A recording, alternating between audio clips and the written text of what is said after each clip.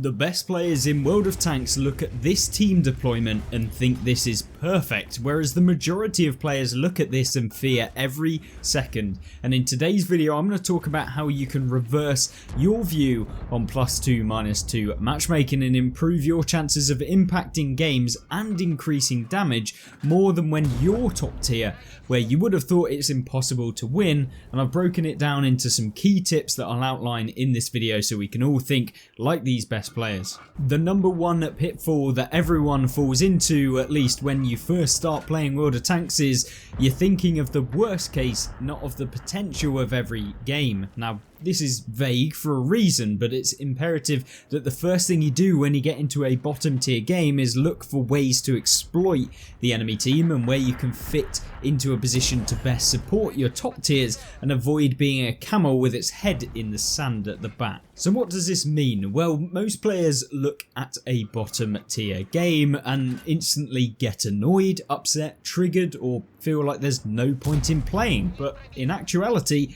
if you're trying to get better and learn, then these are some of the best ways to do it, and the potential for having outrageous games is even higher, since that it's a fact that there is more damage for you to farm in a bottom tier game than you will ever find in a lower tier game where you are the top tier. You just have to find those small positions that will benefit you and your team and focus on performing rather than running back to the back of the map, YOLOing at the start, or refusing to play at all. Because if you do this, you're guaranteeing yourself a bad game instantly before you've even tried, and before you've maybe come up against something that was a little bit BS or whatever it might be. And I can guarantee if you just play the game and be extra careful in these matchups by using a little bit of aggression at some points during the game, even if you are bottom tier against some of the top tiers, you'll actually find yourself skipping ahead of 95% of the other players, and you'll be able to learn way more than them in a much shorter period of time, since you're focused on performing instead of kind of getting annoyed or arguing with the matchmaker, which gets you absolutely nowhere. And this leads into number 2, which is that it's going to be harder to deal with a top tier tank one-on-one, but that's why you have to adapt so that you can gain every advantage against that top tier. And it's not hard to create these situations if you think about it in a way that I'm going to try and explain. So take an example of a top tier tank YOLOing you, which in return will get them taken out 90% of the time from full health, but you end up getting removed in the process. And you may have got a couple of shots in, but at the end of the day, that's your game ruined. And this happens a lot, but there are a ton of ways in which you can avoid it, or reduce the possibility, or end up with a ton more damage in the engagement, or get some extra XP out of the battle without losing anywhere near as much health within the process, or maybe just not being able to carry on in the game. And the easiest way you can do that is by involving more of your team. Yes, I know teams suck, most players don't help, but that's why you have to try make it as easy as possible to help them help you. Think about it in a way, if you're getting YOLO'd by someone like we've talked about, who a teammate will hit, maybe not straight away, but after you get removed. So there's an obstacle between you and the teammate. You'll know that they are less likely to help you, even if they could move to a different position to be able to hit the person whilst you're still alive. They'll probably just literally sit there and wait until the opponent comes out into the open and they can hit them, even though it would have helped you and increased the chances of winning. And obviously that just makes you more triggered that they could have helped but decided not to, because players at the end of it are lazy most of the time. And once you realise this, you'll change how you think about your teammates. But getting back to the point, you have to make it the least effort for your team to help, which in the long run will both increase your win rate without you even realising it, and increase your survivability. So what do you do in this scenario? The bottom line is that you should be trying to fight back, obviously, but at the same time, you must also know that you need to open the rushing tank to as many of your teammates as possible. And what do I mean? Well, it means that you pull back around a corner, if you push into a bigger opening so that they have to come to you into a wider opening, and opens themselves up to more of your teammates that could potentially shoot them, of course, just simply making it more difficult for the opponent to actually take you out, even if you know that you may get taken out, and you essentially just draw them into a trap where your team can open themselves up. And the more guns that can hit a tank, the better your chances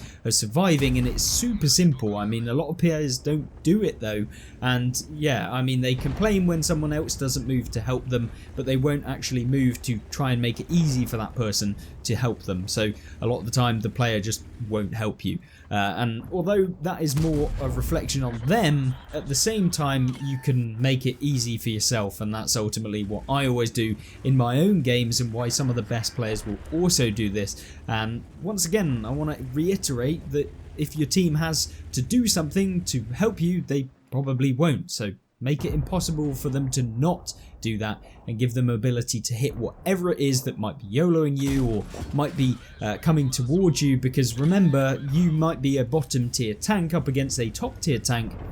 and often your teammates are going to be the top tier vehicles, and they're going to be able to hit harder than you and faster, and often they'll be able to deal much more damage in a shorter period of time than you will be able to do to them. So even if you lose out on one damaging hit, in the long run you may end up surviving, which means that you can then move on, and just because you lost one shot of damage on the tank because you were moving or making it very difficult for them, you then have the rest of the game to do what you need to do to get an extra one shot of damage. If you get taken out, there is no possibility of dealing more damage. So yeah, I mean, that is one key thing that you can do. And if you found some value so far, consider helping me out by hitting the like button, and check out some of my other guides that we've got on the channel to see if subscribing might be something worth your time. Number 3 is something that everyone has come across at some point within World of Tanks, whether it was when you first started or maybe you still do it now. And I mean, me myself,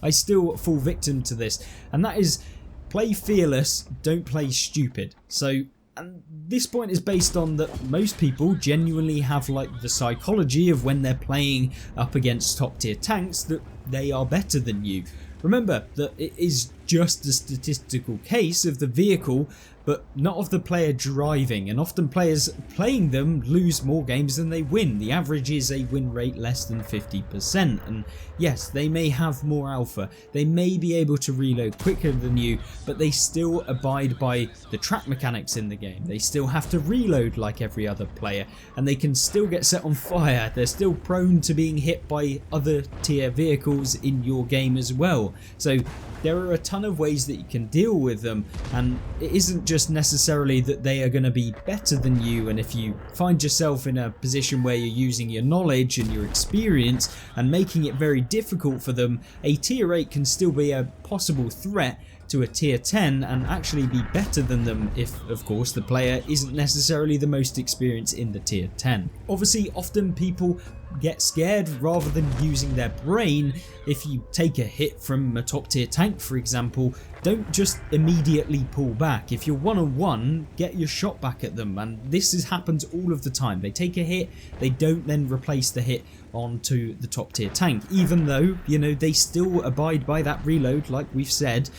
you can still get a shot off into them. They may have better armor, but it is worth your time to actually do that. Otherwise you have just taken a hit for no reason, and you have no possibility of dealing damage, or maybe even setting them on fire, or maybe even ammo racking them, or whatever it might be. You're not going to have a chance. So always make sure that if it is safe to do so, and you don't have like 10 vehicles in front of you that you aren't just pulling out on. But if you are in those one-on-one engagements, or if 2 tanks that are in front of you on the enemy team fire at the same time or within a very short period, and they're not an autoloader, you poke around, you deal the damage, because at the end of the day they may be top tier but you can still get free damage from them. And even if they are on full health, or even if you don't think that you can pen them, you can always go for the tracking shots, which of course gets you assistance damage, it slows them down, and you may be even able to retreat if you think that it isn't going to be worth your time, because if you can slow them down or even burn their repair kit, it's going to help you in the long run and help your team, and in doing so you might give more time for your team to come and help you. There's so many different things that can be beneficial about going for the tracks, or maybe just taking that extra second after you maybe take a hit, or you saw them miss, or they shot at someone else, for example. Just don't make it easy for them, and you'll find as soon as you accept that their tank has an advantage, not the player, then you will find it just as easy to outplay them as a normal player in terms of, you know, outmaneuvering them, outthinking them, outsmarting them. They're the same players, they just have a tank that is statistically better, and it just might take longer, and it's, of course, it is harder to do because their vehicles are better, but it's definitely not worse to play fearless and learn from your mistakes when maybe you make them in this sort of playstyle than to sit aimlessly in one spot for the entire game because you're scared of getting hit, and then you don't do any damage 90% of the time because you're either you win or when you lose because you're either too far back in the game to be able to get any damage as your team wins, or you'll end up just waiting it out until there's 10 tanks in front of you and you end up dealing no damage because they all hit you at once and you're gone within half a second. So yeah, you see that all of the time within World of Tanks, and if you can make sure that you are in the front, you're going to be learning a lot more, and you will expose yourself to learn in the game way more, so that you don't have to end up spending 70,000 battles to get above a 52% win rate. In the same time, you could have played 7k battles, being more aggressive, exposing yourself to more challenging environments, trying to learn how to trade more effectively, trying to learn about the weak points up close and personal when you're firing off rounds a lot more consistently than when you're sat in the back trying to be scared about how the top tier tanks are going to do something to you. And of course, what's the worst that can happen? You end up getting taken out, and often you'll find that even when you do get kind of YOLO'd, you still, if you use the tank correctly, be able to deal a decent amount. It might not be anything amazing, you're not going to be having a 10k damage game where you get YOLO'd at the beginning of the game in a tier 8 vehicle from a tier 10, but at the same time you'll probably still do a little bit of damage, and you can often find that even when you sit at the back and camp for the whole game and your team wins, you can do the same amount of damage as you might have seen in a 2-minute game. So yeah, there's definitely way more experience by getting forward and playing more fearlessly, and it's going to just grant you so many better results. And you're more likely to enjoy it way more than spending 5 minutes at the back. Now the next one is controversial, and I already know it. It is just a key feature of the game, unfortunately, but I have to talk about it, and that is that I can guarantee you, if you do not fire premium rounds, or if you do not use equipment, or you refuse to train a crew to a decent standard, then you will flat out play worse. There's a reason that 64% plus win rate players fire nearly almost all premium ammo, and no, it's not because they are 64% win rate because they fire premium ammo, it's because they might have been 61% win rate players when they didn't fire premium ammo, and they then decide to fire it because it is just statistically better in almost every case for every tank. And the way you maximize your potential is using everything you have in front of you, and unfortunately that is what you have to do, and it is crucial when you're in a bottom tier game. And so if you don't fire any, or you don't use it, or you think about the silver, then yeah, you're going to end up definitely in a much worse position, and you will do worse in the game. So you have to use it when it's necessary. I'm not saying that you should go out and fire all premium. It's not necessary in like 90% of the scenarios, but in the case where, you know, you bounce around in a game, which can quite easily happen if you're just firing standard, just one round means you deal on average, if you're playing at tier 10, 400 damage less, and that's for a medium tank. And you can definitely bounce more than one round in a game if you're not firing premium ammunition against vehicles such as, I don't know, the Maus or something like that. It's the difference between being able to play against someone or not being able to play against them at all. And yeah, you definitely want to be able to have everything to be able to use in the game and have it in your arsenal for when you do need it. And unfortunately, that's just what Wargaming have done. So just beware that, you know, sometimes you will just need premium ammunition. Maybe you're thinking, oh, I'm so bad at the game, I can't seem to do anything. When realistically, you didn't necessarily do anything wrong. You just didn't use premium ammunition when you should have done, and you ended up getting taken out. And often when you have really good games where you're using premium ammunition when you should, as opposed to just spamming it, you'll still make a okay amount of silver, or maybe you lose not that much, but you'll still lose silver if you have a terrible game doing no damage. So yeah, I mean, you have to weigh it up. And of course, that's why you need things like premium tanks, unfortunately, to make the silver back for when you do actually play at the top level. And if you're not interested in playing at the top level, you don't really need to follow this. And of course, you can still make it work by getting around tanks or using other pieces of things to do. It just is the easiest way of being able to get an advantage over someone with literally doing absolutely nothing except from pressing a key on your keyboard, and that is it. There is literally no kind of negative to this other than the silver, which obviously is not ideal, and I know myself, having been a very, very poor man on World of Tanks for a long time and being forced to not use premium ammunition. So yeah, that definitely sucks and it is annoying, but it's also very much true, unfortunately. And number 5 is trading is your friend, and unlike the stock market, it's 100 times easier to do, especially when you're bottom tier. It's imperative for you to do. It is ultimately one of the easiest ways to go from being a 48% win rate player to probably adding an extra 5%. There is genuinely so much that can be said for trading in the game, and I'm not talking about literally pushing your teammates out and firing at people who shoot at them and they're taking all of the hits. I'm talking about, you know, if you bounce around, well, that means you should probably try and pen the person, or your teammate bounces around, you should definitely try and pen the person who's just shot, or you notice that someone's missed and they're obviously sat in a precarious position, you can poke out, you deal the damage to them, or your teammate takes a hit, then you trade it, you get another damaging hit on the opponent so that it isn't just a one-way street. And often if you just keep letting your teammates get hit without actually capitalizing on it, your team are going to lose a lot more hit points than the enemy team, and of course that never bodes well, and so you're going to end up losing. You're not going to be in the game for as long. There won't be as much damage to farm in the period of time that you've got available to you, and therefore you're going to do less damage and you're going to lose more games as well. So just make sure that you really do focus. Even if this is the only tip you take from this video, you just need to try and look constantly at what the enemy team are doing, how many vehicles are in front of you, what vehicles have just fired, and then you can use that to your knowledge of their reload. If for example a Jaeger who fires, they've got a ton of time where you can literally plow multiple rounds into them without them doing anything to you. They are literally just a flat piece of armor that you can pen if you can find them out in the open, or maybe they're side on or something like that. That it is just genuinely the easiest way to play. There is nothing they can do back to you, and although it might not happen all of the time where you can just poke out and deal damage all of the time, but it is definitely occurs enough in the game that you might be able to add 1 or 2 or even 3 more hits in the majority of your battles just by really focusing on what tanks you've got in front of you and being in the front line in the first place, unless of course you're playing in something like a tank destroyer. But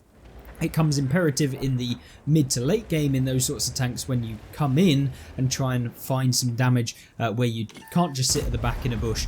waiting for someone to pull out of a corner that they're never going to do because the game's almost over. So yeah, it's definitely one of the biggest things that I found to increase both my damage, my assistance damage, because even if you can't manage to pen them, you can always track them and your teammate are going to reload and fire at them and hopefully pen them, and you're getting assistance, which helps you out on both your marks. It also helps your team out for winning. So yeah, there's so many different things that trading is super important for. And yeah, I just feel like it has to be said, and although it is a very common thing, everyone knows about it, they very rarely do it consistently or really push to do it in their games, which is why, you know, 90% of players have under a 50% win rate. So yeah, hopefully that won't be you in not too long, and I hope you understand what I'm trying to get at in this video and put forward to you, and I hope me highlighting what the top players think about when playing in bottom tier games will help you counteract that kind of instant fear of playing in a bottom tier matchup, or feeling like you've really been shafted by the matchmaker, and just focus on playing the game and enjoying the game, because that's ultimately what we play the game for, at least hopefully. But if you have enjoyed it or found something valuable in it, then please consider liking and of course subscribing if you feel like I have provided some value in this video, and I'll see you in the next one hopefully. Goodbye.